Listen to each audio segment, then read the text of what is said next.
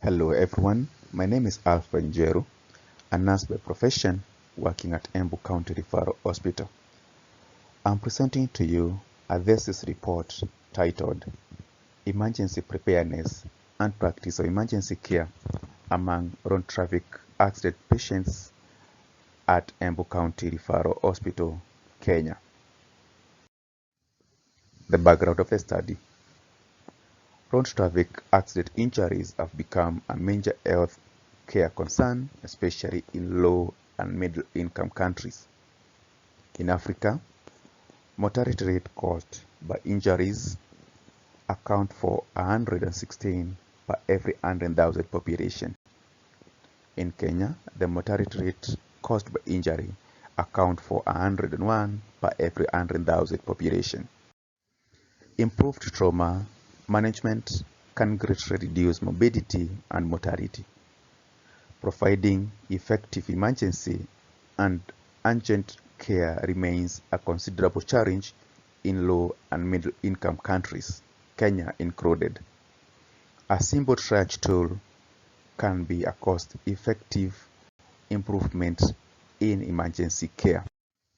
Despite the knowledge of the benefits of a triage system, many hospitals in low-middle income countries do not have a triage system in place. This is due to lack of experience in emergency care, including experienced emergency personnel, training, and scarce resources. Statement of the problem. Road traffic accident injuries constitute the majority of deaths caused by injuries in Kenya. About 3,000 people dying annually on Kenyan roads, with a road fatality rate of 29.1 per every 100,000 population. In the year 2016, Embu County Referral Hospital attended to about 2,275 patients with road traffic accident injuries. Various studies show that hospitals generally have insufficient level of preparedness. Increased numbers at the emergency departments led to prolonged waiting time and delayed medical interventions. Very few studies have been conducted on the state of emergency preparedness in public hospitals in Kenya, and none that is published was found to have been conducted at Embu County Referral Hospital. Therefore, the purpose of this study was to assess the emergency preparedness and practice of emergency care at the Embu County Referral Hospital. Objectives of the study. Broad objectives. The broad objective of the study was to assess the emergency preparedness and practice of emergency care among road traffic accident patients attended at Embu County Referral Hospital. The specific objectives: 1. To determine the emergency preparedness risk care to road traffic accident patients at the Embu County Referral Hospital, and 2. To determine the routine deployment of the emergency care staff members at Embu County Referral Hospital. 3. To determine the immediate care process among road traffic accident patients at the Embu County Referral Hospital. And 4. To determine the referral practice of road traffic accident patients at the Embu County Referral Hospital. The significance of the study. The significance of the study was to highlight the infrastructure, the personnel, and the supplies-related gaps that influenced the provision of emergency trauma care at the emergency department of Embu County Referral Hospital, and to be able to give recommendations on the same. The knowledge brought forward by this study was intended to play a crucial role in planning on emergency preparedness at the hospital. The literature review was carried out under the following sub-headings. 1. The emergency preparedness. deployment of emergency care personnel at the emergency department, immediate care process, and theoretical framework. The research methodology. The research was carried out at Embu County Referral Hospital, which is a level 5 hospital located about a kilometer and a half from Embu town. The hospital serves Embu County residents and the residents of neighboring countries to include Tharaka Nithi County, Kirinyaga County, Kitui County, and Machakos County. The research design used was a descriptive survey design, which was used to be able to describe the phenomena. The study population included adult road traffic accident patients that were seen at the emergency department of Embu County Referral Hospital, and also health care providers stationed at the emergency department. The sampling method and the sample size. Purposive sampling for road traffic accident patients was used, and a sensor sampling method was used for the healthcare workers. A total of 129 patients were interviewed, and 74 healthcare workers situated at the emergency department were involved in the study. Data collection and analysis. 2 data collection tools were used. 1, an interview schedule that was administered on the patients, and 2, a questionnaire which was self-administered among the healthcare providers. The collected data was coded, analyzed using the statistical package for social sciences version 24 and the Microsoft Excel softwares. Descriptive and inferential statistics were used for data analysis and interpretation of the findings. The results and discussions. On demographics, majority of the patients that were seen at the emergency department with road traffic accident were male, accounting for 69.4%, while about 55% were married.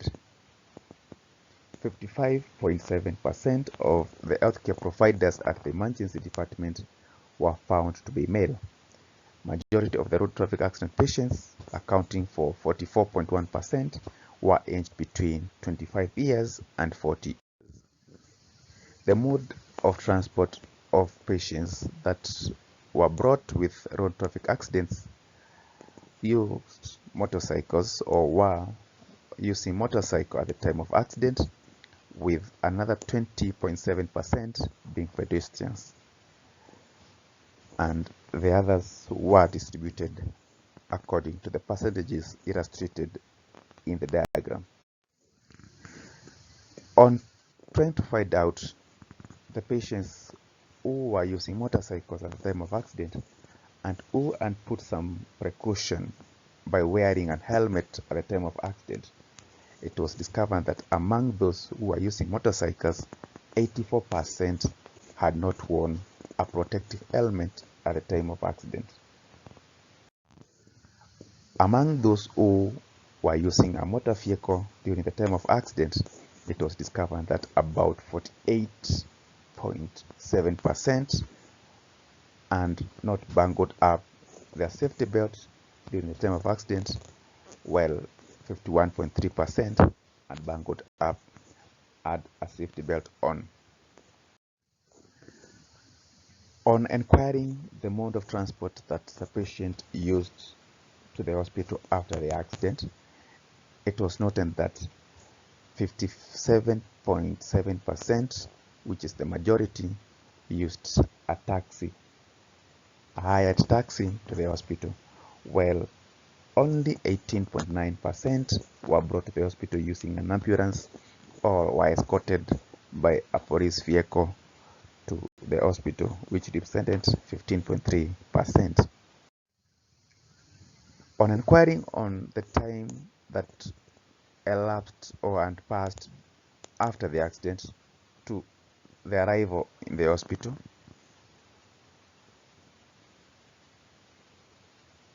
49.5% arrived at the hospital in less than 1 hour, while 4.5% took more than 5 hours to reach the hospital for care after the accident. On inquiring about the time that it took for the patients to be registered at the emergency department after arrival, 56.8% of the respondents saying that it took them between 10 to 30 minutes to get registered at the emergency department. On the healthcare providers who are working at the emergency department, we tried to find out their level of training, and especially training on emergency care. It came out that majority, representing 41% of the healthcare providers at the emergency department, are not done or are not being trained on any emergency care course. Only 8.2% of healthcare providers at the emergency department had been trained on all the emergency care courses, and these emergency courses included the basic life support, advanced cardiac life support, basic trauma life support, and advanced trauma life support, among others, or any other emergency that they could have been trained on. Only 8.2% had been trained on all the 4 listed emergency courses. On assessing the adequacy of the resuscitation equipment at the emergency department, majority of the healthcare providers, representing 73.8%, felt that the resuscitation equipment at the emergency department were inadequate.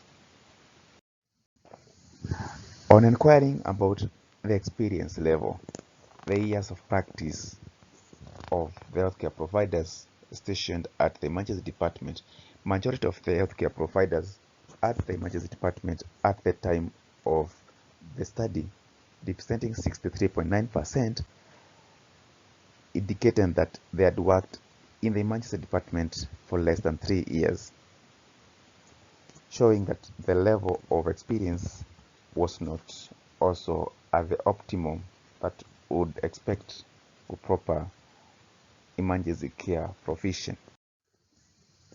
So with those findings, the researcher made the following recommendation. One, that the hospital administration to seek ways of boosting the number of healthcare providers at the emergency, because the staffing levels were low and also the training levels needed to be improved. The second recommendation is that the hospital administration should support healthcare providers working at the emergency department to be able to undertake emergency care courses, so that they may be better equipped to be able to provide the emergency care for the patients that come in having sustained road traffic accidents, among other emergencies. The third recommendation was that the hospital should be able to allocate adequate funds to be able to procure additional and more modern emergency department equipment. This would go a long way in providing quality care to patients who come seeking attention after sustaining road traffic accident injuries.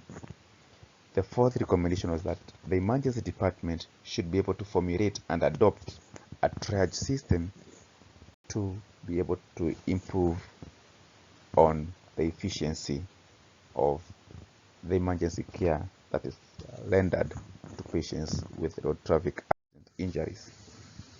Thank you for listening to me.